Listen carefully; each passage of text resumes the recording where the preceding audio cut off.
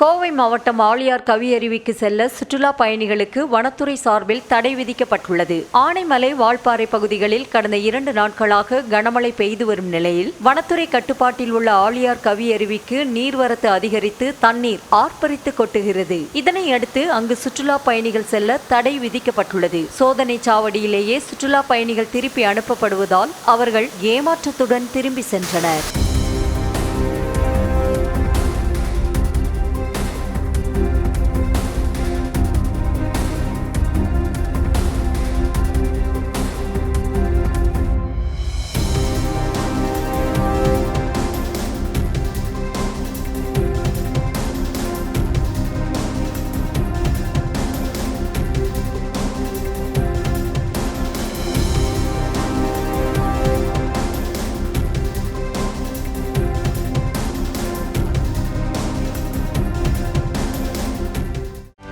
செய்திகளை உடனுக்குடனும் துல்லியமாகவும் தெரிந்து கொள்ள சப்ஸ்கிரைப் பண்ணுங்க.